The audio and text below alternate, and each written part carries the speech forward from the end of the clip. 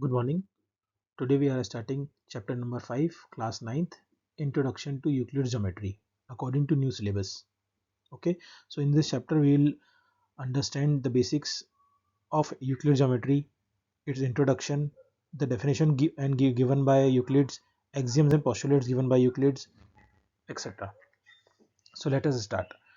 Before starting, I want to tell you all that whatever geometry you have learned in your previous classes, for some time, for only for this chapter, forget all the geometry what you have learned, because in this chapter there will be some things uh, which will be very basic and which will be very old, which will maybe contradict with whatever geometry you have learned in your previous classes. That's why I'm saying for some time forget all the geometry what we have learned in your previous classes. Okay, so let's start.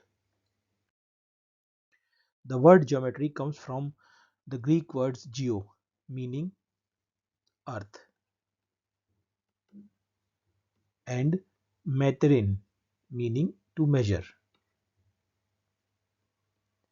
In this chapter basically there will be too much theory, so I will be reading some of the things which as it is from the book, so that it will be better understood.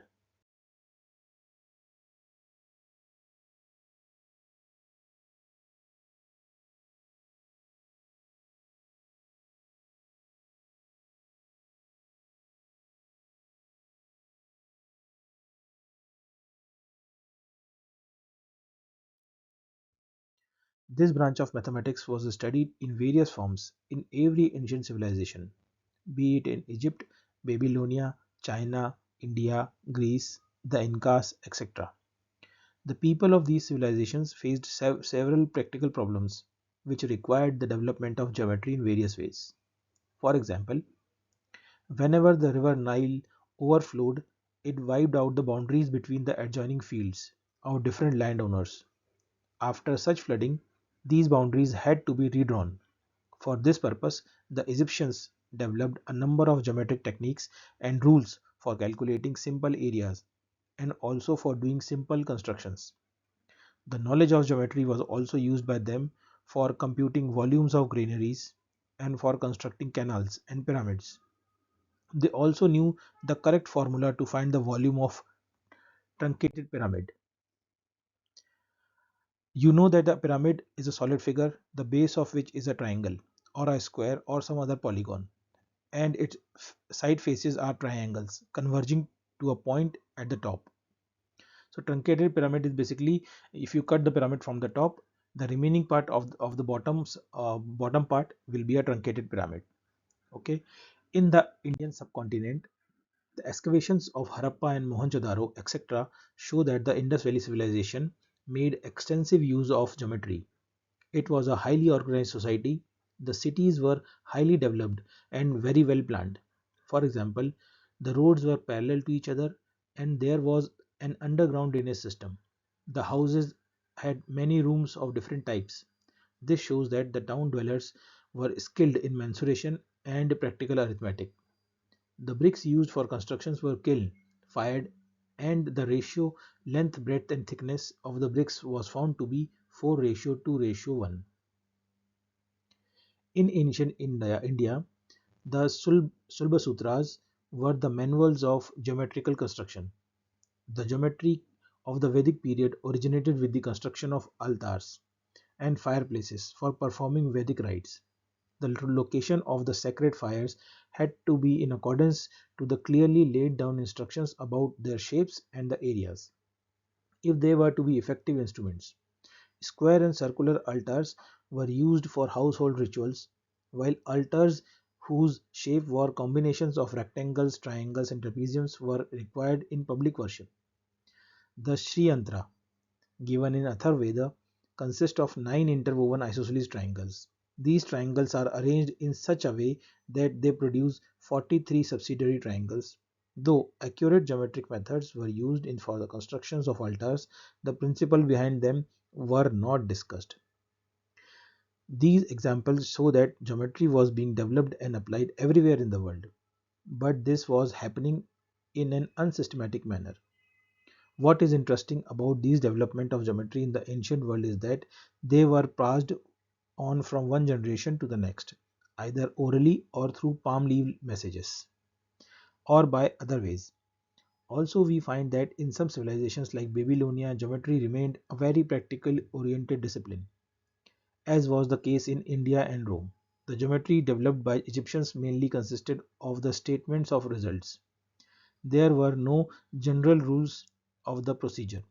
In fact, Babylonians and Egyptians used geometry mostly for practical purposes and did very little to develop it as a systematic science.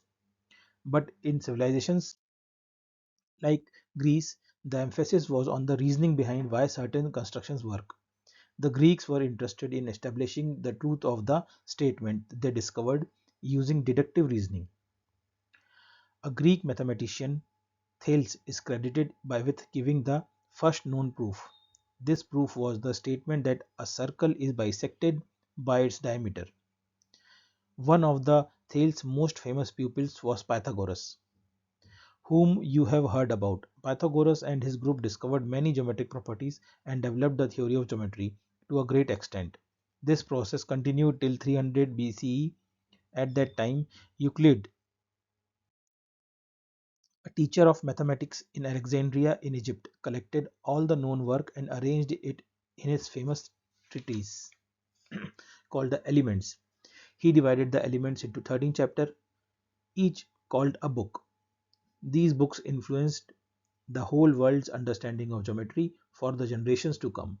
In this chapter, we shall discuss Euclid's approach to geometry and shall try to link it with present day geometry.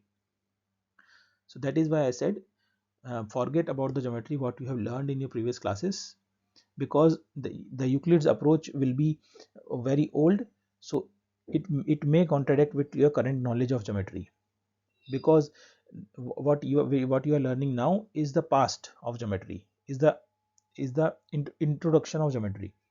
That's why. Okay. The Greek mathematicians of Euclid's time thought of geometry as an abstract model of the world in which they lived.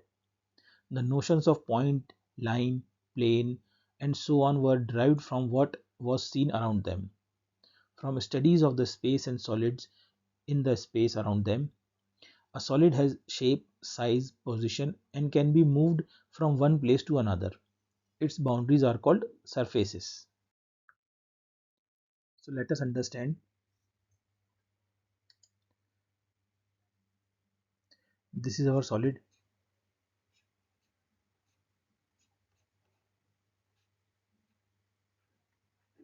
Okay.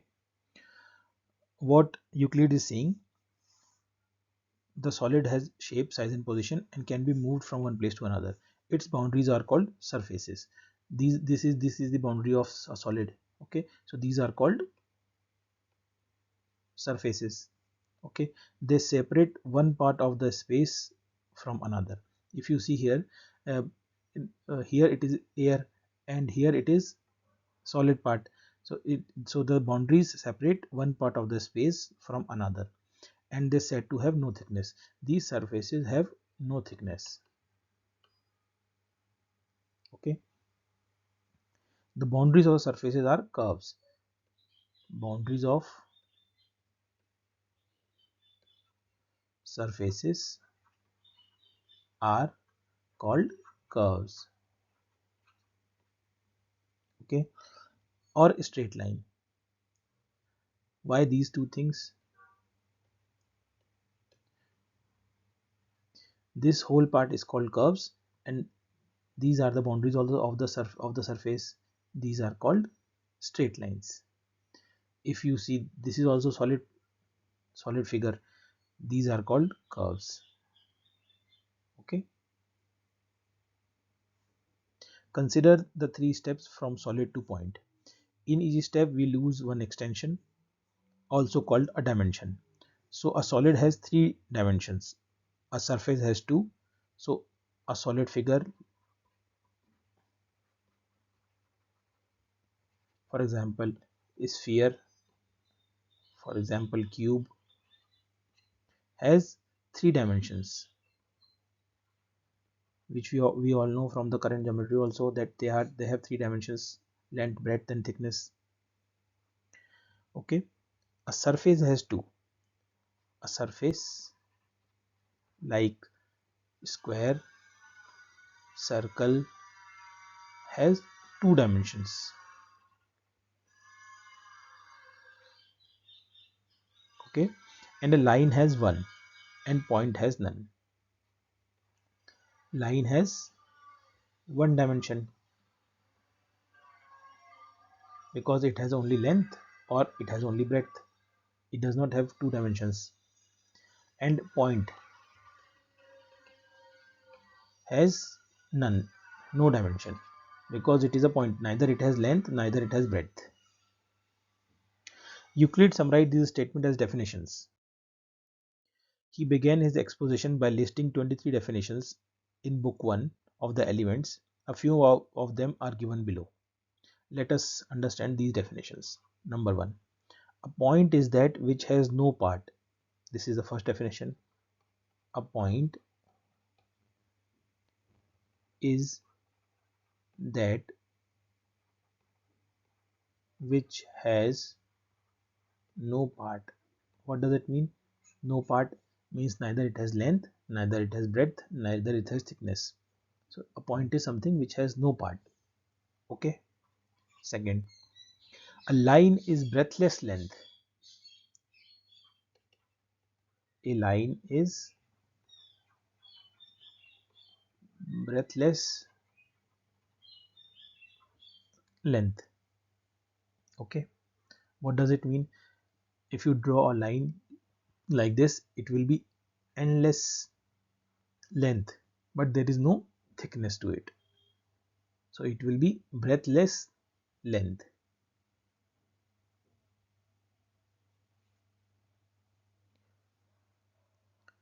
The ends of the line are points. The ends of line are points. This is the line. The point where the line ends, these are points. Okay. Fourth, we all know that line is an unlimited number of points, but this is the understanding what we have got now. But from the Euclid's time, he said that the ends of the line are points. A straight line is a line which lies evenly with the points on itself. So a straight line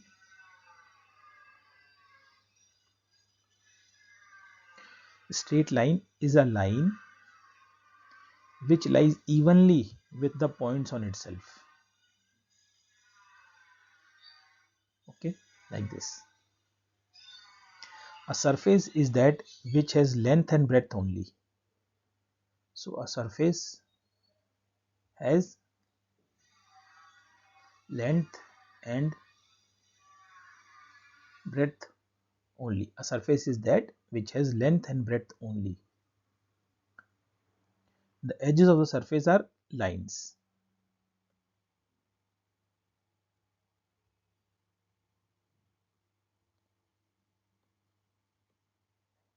Okay, let us see this. This is the surface. These are the edges. So these are lines. Seventh, a plane surface is a surface which lies evenly with the straight lines on itself. So a plane surface is what?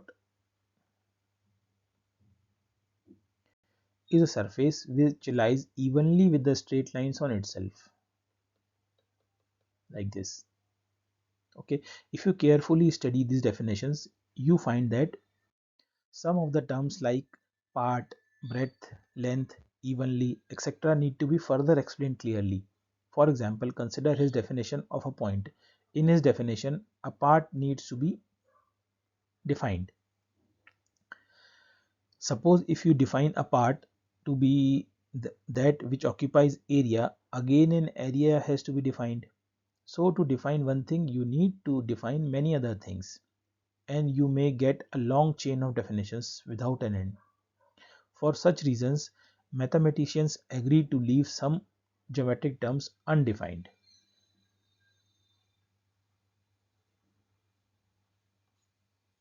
However, we do have a intuitive feeling.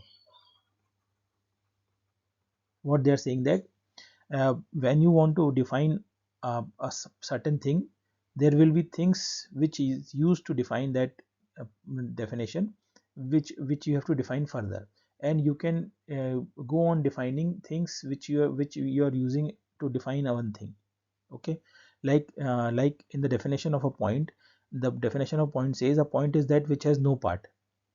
Then this no part has to be defined further. So like this, when you define no part, there will be one thing that has to be defined further. So like this, you will be go on defining unlimited things. Therefore, mathematicians agree to leave these some points on your intuitive feeling, that that what you understand by this word term, and you will get it as it is without defining it. Okay. For geometric concepts of a point, then what the definition above give us, so we represent a point as a dot, even though a dot has some dimension.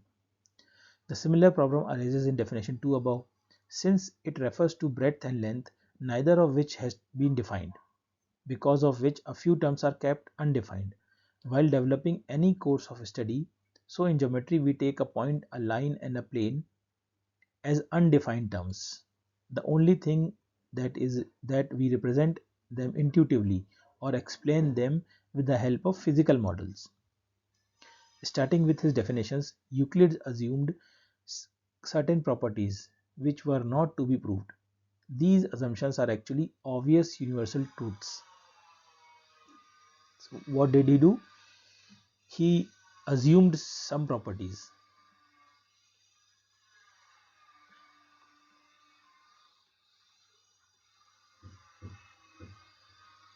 okay,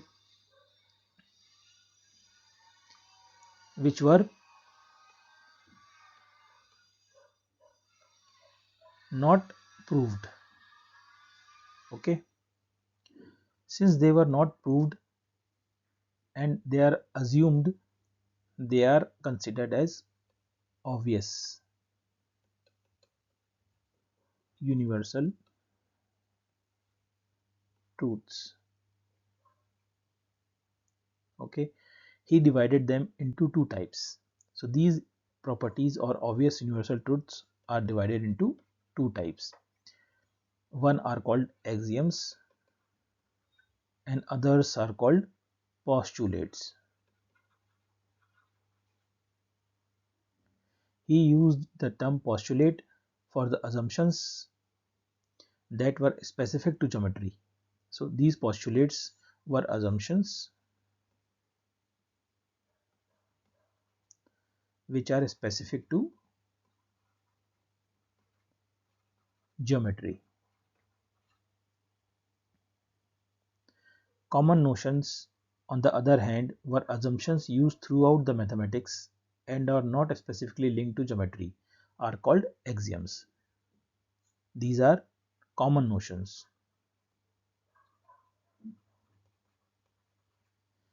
and they are not generally related to geometry only. They are used throughout mathematics. So these are called axioms.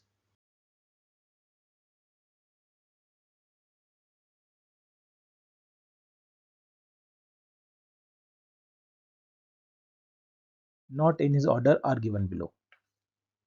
So Euclid's axioms.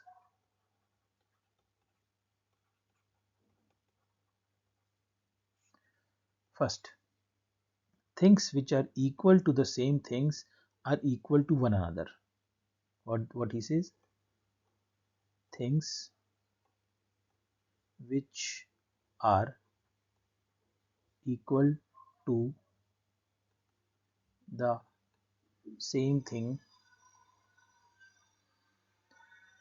are equal to one another. What does this mean? That if A is equal to B and C is also equal to B, therefore A will be equal to C. This is what he is saying. Second, if equals are added to equals, the wholes are equal. if equals are added to equals, the wholes are equal. What does this mean? That if A is equal to B and C is equal to D, then A plus C will be equal to B plus D, and vice versa. Third, if equals are subtracted from equal, the remainders are equal. Equals are subtracted from equals, the remainders are equal. Okay, what does this mean? If equals like this are subtracted from equals,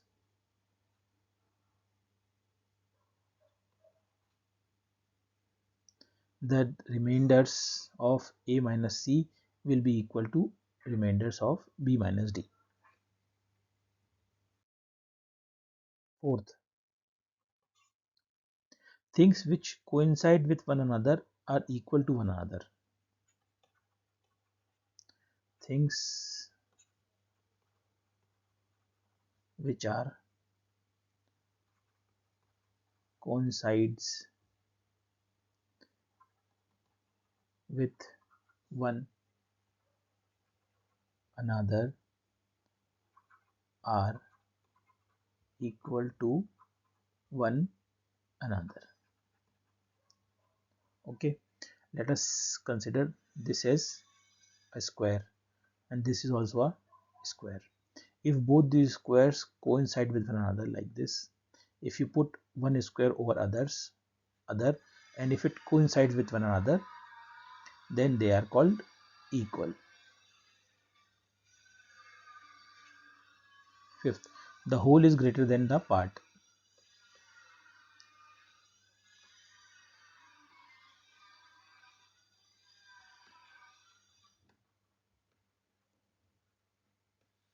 This is by itself explaining it.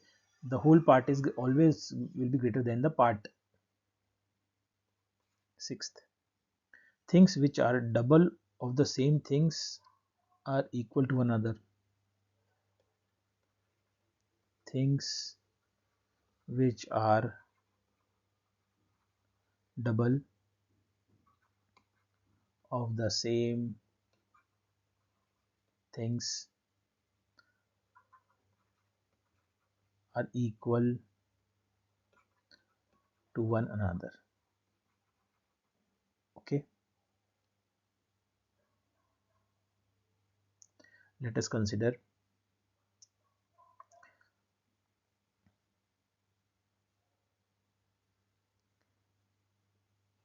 A is 2 times of B and C is also 2 times of B. Therefore, A will be equal to C.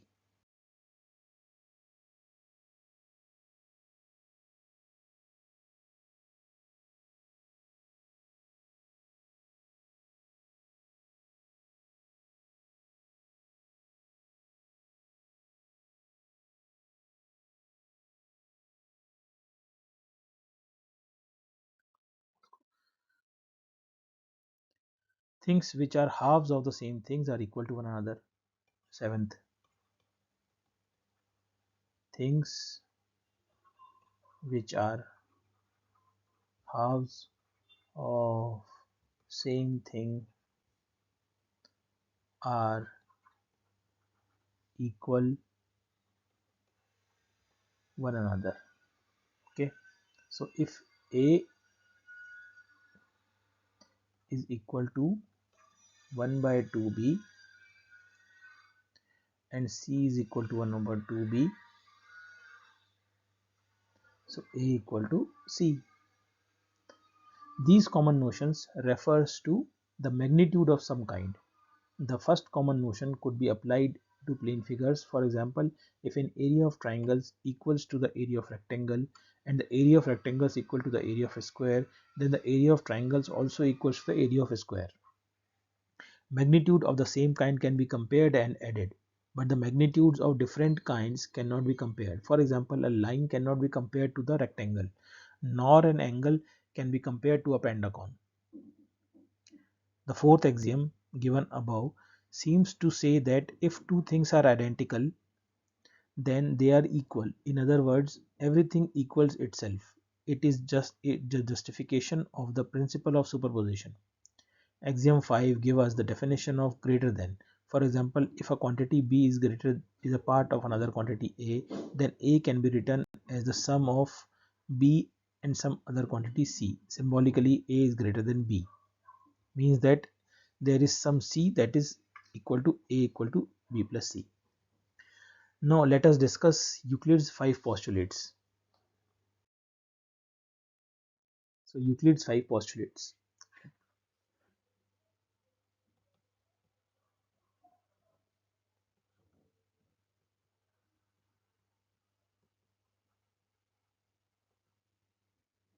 Okay, postulate 1. A straight line may be drawn from any one point to any other point. What does it say? A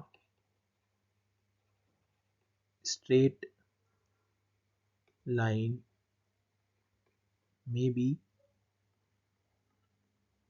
drawn from any one point to any other point. Okay. Note that this postulate tells us that at least one straight line passes through two distinct points, but it does not say that there cannot be more than one such lines. However, in his work, Euclid has frequently assumed without mentioning that there is a unique line joining two distinct points. We state this result in the form of an axiom as follows. So to explain this postulate, we take an axiom. Given two distinct points,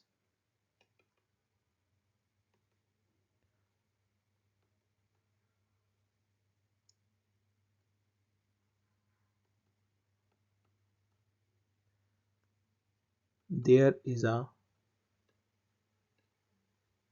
unique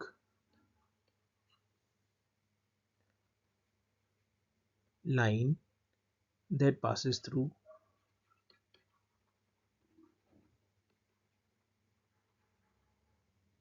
them. Okay, so this is our axiom, which says that given two distinct points like this, there will be a unique line that passes through them. There cannot be more than one line.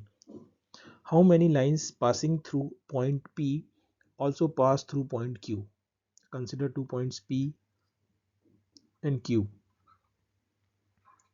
So how many lines can be passed from point P through point Q? We can see that it is only one line. All the other lines which pass through point P will not go to point Q, and similar is right for point Q also. All the lines passing through point Q, there will be only one line which will pass through point P. Okay, so this statement above is self-evident, so it is taken as axiom. Postulate number 2.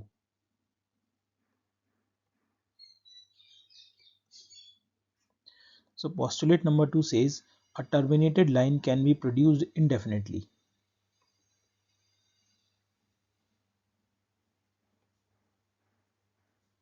Can be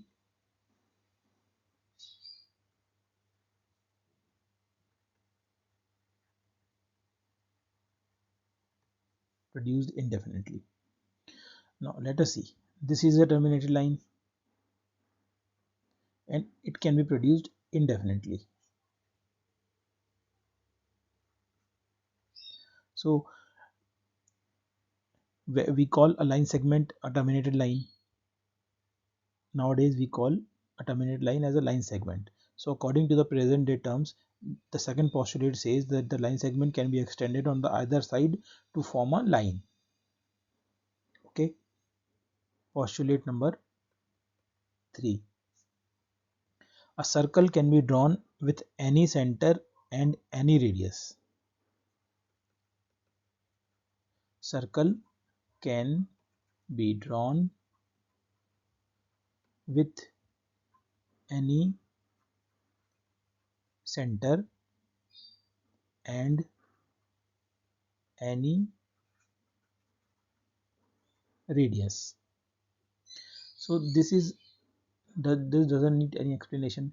With any center we can draw a circle of any radius, right? Postulate number 4. All right angles are equal to one another. All right angles are equal to one another. This also doesn't need any explanation. Postulate number 5. If a straight line falling on two straight lines makes the interior angles on the same side of it taken together less than two right angles, then the two straight lines, if produced indefinitely, meet on that side on which the sum of the angles is less than two right angles. So postulate number 5 says if a straight line falling on two straight lines makes the interior angles on the same side of it taken together less than two right angles, that means this is a straight line and these are two straight lines. If a straight line falling on if a straight line falling on two straight lines makes the interior angle on the same side if taken together, that is consider 1 and 2, if taken together less than two right angles,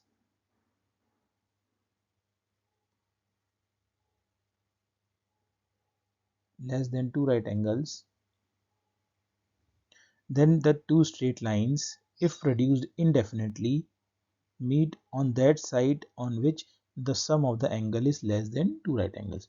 So what does postulate 5 says? That if angle 1 and angle 2 sum is less than two right angles, that means less than 180 degree, then these two straight lines will meet at the side where the sum is less than two right angles, and it will not meet on this side. Means angle 3 and angle 4 side it will not never meet it, because it will go on extending outwards.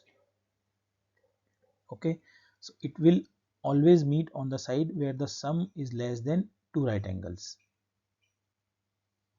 Okay, so a brief look at the 5 postulate brings to your notice that postulate number 5 is far more complex than any other postulate. On the other hand, postulate number 1 through 4 are so simple and obvious that these are taken as self-evident truth. However, it is not possible to prove them. So these statements are accepted without any proof because of its complexity. The fifth postulate will be given more attention in the next section. Nowadays, postulates and axioms are terms that are used interchangeably and in the same sense. Postulate is actually a verb. When we say let us postulate, we mean let us make some statement based on the observed phenomena in the universe. Its truth or validity is checked afterwards. If it is true, then it is accepted as a postulate. A system of axioms is called consistent. If it is impossible to deduce from these axioms a statement that contradicts any axioms or previously proved statements, so when the system of axioms is given, it needs to be ensured that the system is consistent.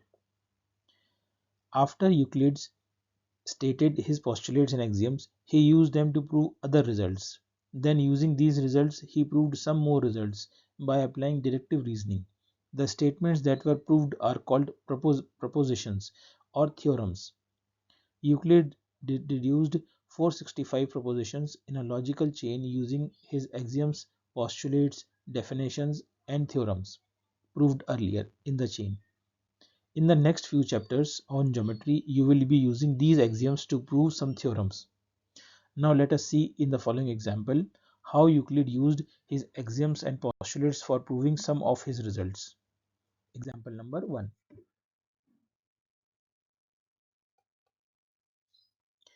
If A, B, and C are 3 points on a line and B lies between A and C, then prove that. Let us see. If A, B, C are 3 points on a line, this is A, this is B, this is C. Okay, and B lies between A and C. So we have to prove AB plus BC equal to AC. So in the question itself, it is said that B lies between A and C.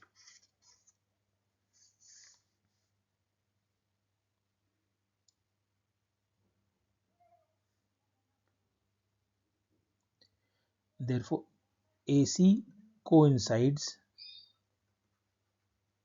with AB plus BC.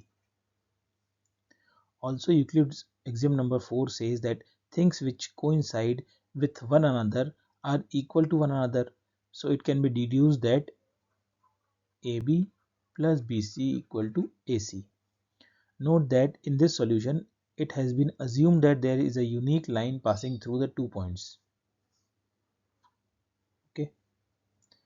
Example number 2. Prove that an equilateral triangle can be constructed on any given line segment. What we have to prove? That we can construct an equilateral triangle on any given line. Okay, in this statement above, a line segment of any length is given, say AB, and from AB, using Euclid's postulate number 3, you can draw a circle with point A as center and AB as radius. Similarly, draw another circle from point B as center and BA as radius. The two circles meet at a point, say C. Now draw a line segment AC and BC to form triangle ABC. Okay, so we will take this as center, A as center and AB as radius, and we will draw a circle. So this circle will be like this. Okay, now what we'll do, we'll take B as radius center and AB as radius. We'll draw another circle.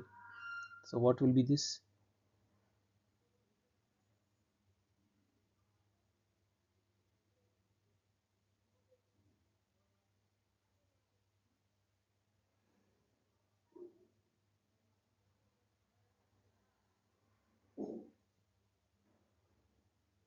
Okay, so this point here is C point, and when we join AC and BC, it will be an equilateral triangle. It will form a triangle ABC. Okay, so you have to prove that this triangle is equilateral. That means AB is equal to BC equal to CA. AB is equal to AC because we have taken it as a radii of circle, and AB equal to BC again because we have taken it as a radii of circle.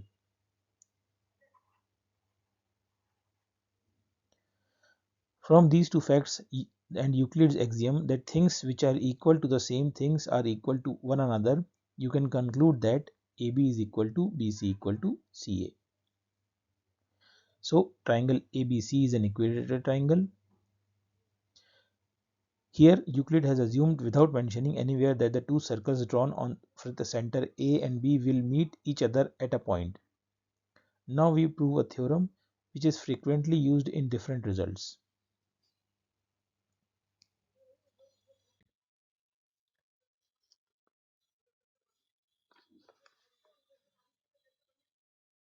Two distinct lines cannot have more than one point in common.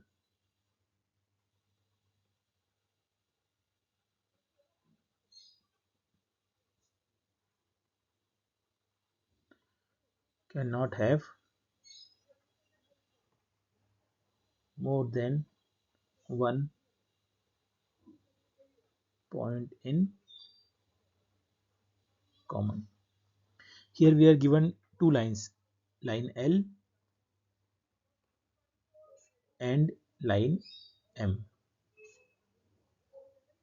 We need to prove that they have only one point in common. For the time being, let us suppose that the two lines intersect at two distinct points, P and Q.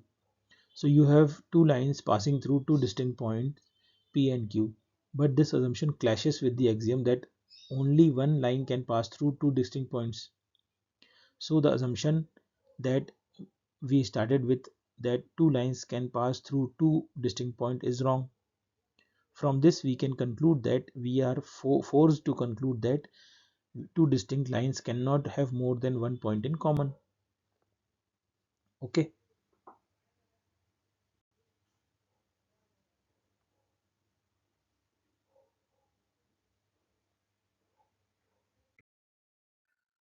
Let us start exercise number 1. I have put all the questions so that I don't have to write all the questions all the time.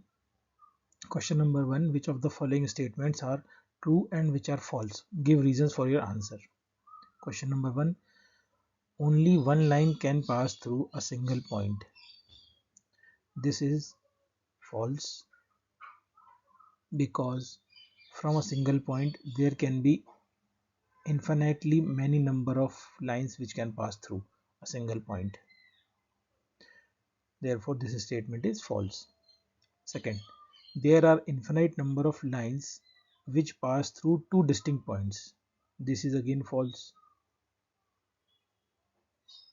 because from two distinct points there can be only one line that can pass through it, not more than that. Therefore this statement is also false. Statement number 3. A terminated line can be produced indefinitely on both sides. Terminated line is basically line segment. So this is the line segment. It can be produced both sides indefinitely. This is true, because a line segment can be produced indefinitely on both sides. Here terminated line means line segment. Question number 4. If two circles are equal, then their radii are equal. This is also true, because when a circle is drawn, it is basically drawn from the use of its radii. If the two circles are equal, then their radii has to be equal. That means when a circle is drawn and it is drawn from the circumference to the center, this is called its radii. And when it is drawn from the circumference, then if the two circles are equal, then their distance from the center to the circumference will also be equal. Therefore their radii are equal. Question number 5. In this figure, if AB equal to PQ and PQ equal to XY, then AB equal to XY. Figure is basically, if AB is equal to PQ and PQ is equal to XY, then AB is equal to XY. This is true. Why this is true? because according to Euclid's first axiom, things which are equal to the same things are also equal to one another. Hence the statement is true. Okay. Question number 2. Give a definition for each of the following terms. Are there any other terms that need to be defined first? What are they and how might you define them? So answer is, first we have to find the definition of each terms. Okay. Then, are there any terms that need to be defined? So for, are there any terms that need to be defined first? Yes. What are they? They are basically, from looking at this, the parallel line, perpendicular line, line segment, radii and square. We have to define plane, we have to define point, we have to define line. Okay, these are all the terms which we have to define first before defining these terms.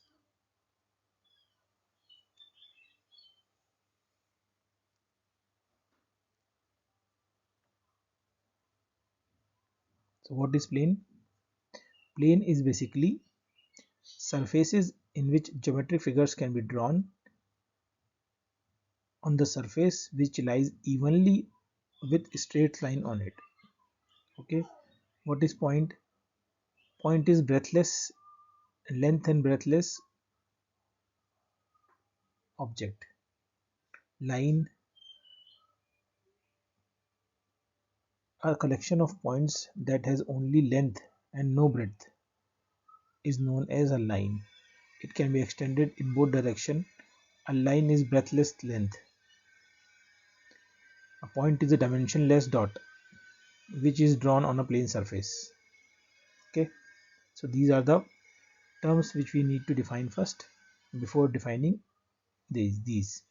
So take parallel line. What is a parallel line? A parallel line are those lines which never intersect each other and are always at a constant distance from one another, and they will never meet infinitely with one another. They will maintain the same distance from one another and they will never meet. Okay, and from the Euclid's point of view, from the Euclid's point of view, we can say the parallel lines are something which are whose, if we take another straight line passing through the parallel lines, then from same side they will maintain right angle on both the sides. So therefore they will never meet because they will be always at right angle on both the sides of the straight line. Second, perpendicular line. Perpendicular line is basically two lines which are at right angle to one another, and perpendicular line are those lines which intersect each other in a plane at right angles. The lines are said to be perpendicular to each other. Third, line segment.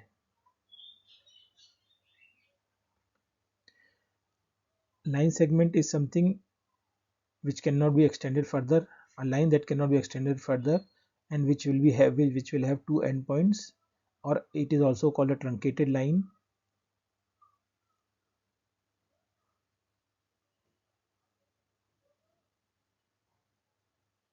Is known as line segment. Therefore, the line segment has two endpoints. Fifth, radius of circle. So radius of circle is something from a point, distance of a point to the circumference of the circle is called the radius of the circle. Distance of a point to the circumference of the circle, and it will be equal in everywhere on the circle is called the radius of the circle, or any point on the circumference of the circle to the center of the circle is called the radius of the circle. Fifth, square. So square is something which is on the plane, which is at, or which has four lines at, and all the four lines are at right angle to each other, and all the four lines are equal to each other and are at right angle to one another. So this is one line, this is right angle to another line, this is right angle to another line, this is right angle to another line, and this is right angle to another line. So the four equal lines which are at right angles to each other and are equal to each other on a plane is called a square. Okay. Question number 3. Question number 3 says, consider two postulates given below. Given any two distinct points A and B, there exists a third point C, which is in between A and B. Second, there exist at least 3 points that are not on the same line. Do these postulates contain any undefined terms? Are these postulates consistent? Do they follow from Euclid's postulate? Explain. First of all, do these postulates contain any undefined term? So yes, these postulates contain undefined terms, which, which are as follows. There are many points that lie on a plane, but in the postulates given here, the position of the point C is not given, as of whether it lies on the line segment joining AB or not. Okay. On top of that, there is no information about whether the points are in same plane or not. And next is, are these postulates consistent? So answer is yes, these postulates are consistent when they deal with these two situations. Point C is lying on the line segment AB in between AB, and point C does not lie on the line segment AB. Third, do they follow from Euclid's postulates? No, they do not follow from the Euclid postulates. They follow the axioms. They follow axioms. Question number 4. If a point C lies between two points AB such that AC is equal to BC, if a point C lies between two points AB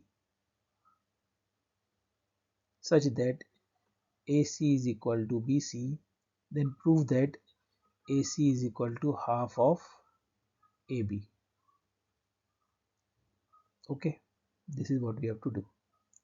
AC equal to half of AB. So what we have given in the question, given is AC equal to BC. So AC equal to BC, and if we add AC on both sides,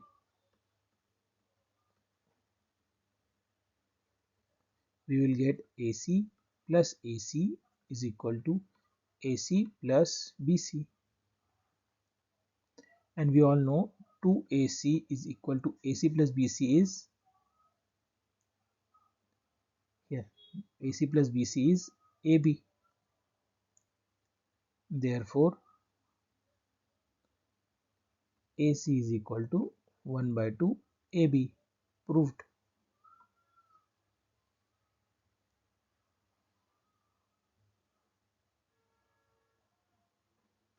Question number 5. In question 4, point C is called the midpoint of line segment AB. Prove that every line segment has one and only one midpoint. In question 4, what we have? We have a line AB in which C is a point. And what we have to prove, that C is the midpoint. So to prove that this is a midpoint, let us consider that AB has a midpoint P and Q. Okay, when we consider that AB has midpoints, two midpoints, in question what we have to prove that it has only one midpoint. But let us assume that it has two midpoints, P and Q. So, okay, so P and Q will be the midpoints of AB. Therefore, AP will be equal to PB and AQ will be equal to QB. Okay, since they are the midpoints. Also, PB will be equal to plus PB plus AP will be equal to AB. Same or similarly, QB plus AQ will be equal to AB because they both are coinciding with line AB. Now,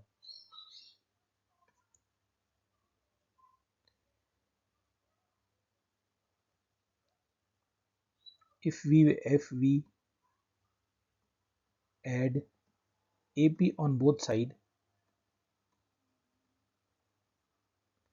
of first equation, we will get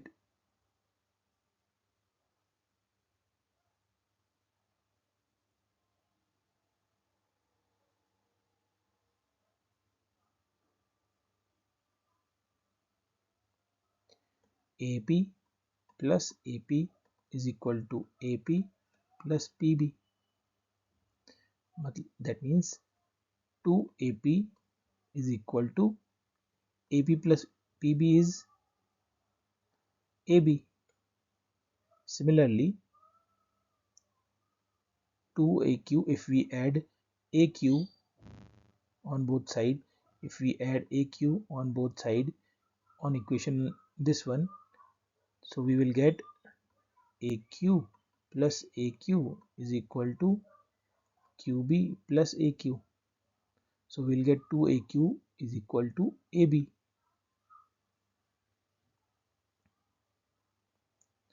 And make this equation as 1 and 2. Therefore, since the right AB is and AB in on equation 1 and 2 are same, therefore 2AP barabar 2AQ. How? Because the things which are equal to the same things are equal to one another, and AP will be equal to AQ. How? Things which are double to the same things are equal to one another. Thus we conclude that P and Q are the same points. P and Q are the same points.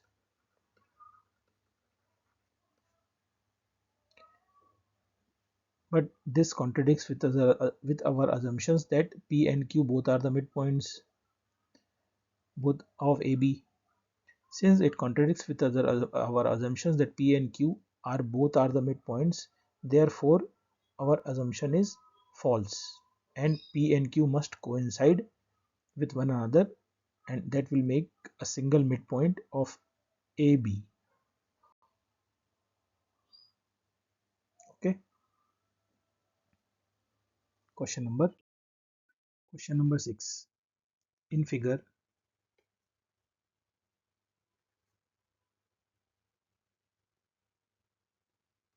this if AC is equal to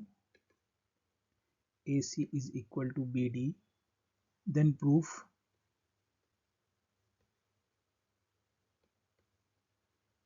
AB is equal to CD. Okay. So what we know from the given figure is that AC is equal to AB plus BC.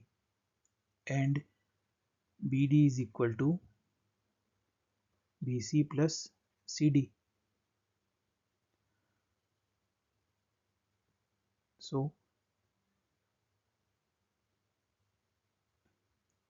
and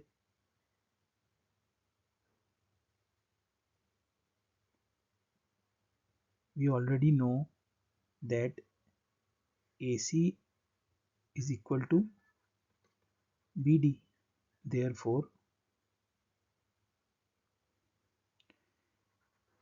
AB plus BC will be equal to BC plus CD.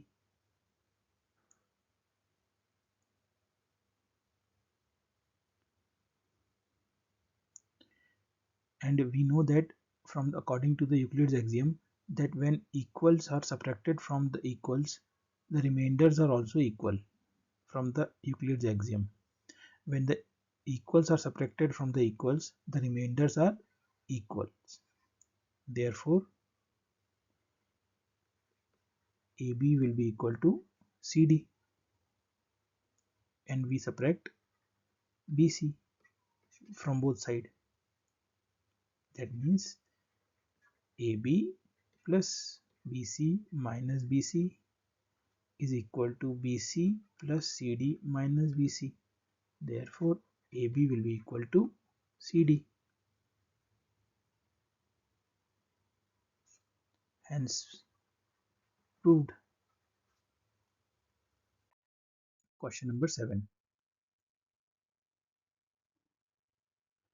Question number 7 says, why is axiom number 5 in the list of Euclid's axiom considered a universal truth? Note, then there is a note also. Note that the question is not about the fifth postulates. So axiom number 5, the whole is always greater than the part. This is axiom number 5. The whole is always greater than the part. This is our axiom. We have to prove that. Let us suppose we have ordered a pizza. This is our pizza. And we already know that pizza comes in slices. 6 slices, 8 slices, like this, of equal sizes. And if we take out one slice of pizza from a whole pizza, then the whole pizza will be less one slice, and this one slice will be part of this pizza because we have taken out from the pizza. Therefore, when we measure the weight of whole pizza including this slice, it will be x, and when we measure the weight of pizza minus this slice, let us suppose this is y, the weight of this slice is y, it will be x minus y, and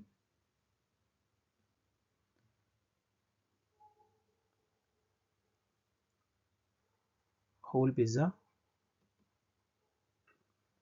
without the slice,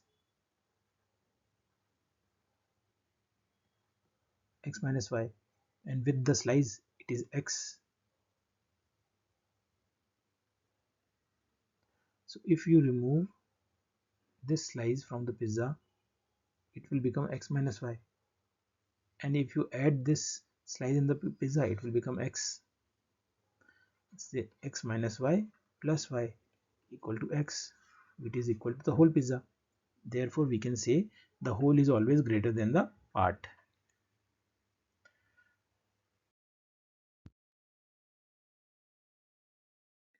So we have completed chapter number 5, Introduction to Euclid Geometry of class 9th, according to new syllabus. I hope you have understood the concepts of Euclid geometry, axioms and postulates, etc. If you have any doubt, you can contact me on ankitpublic11@gmail.com, or you can post a comment on this video. So best of luck and see you on next video.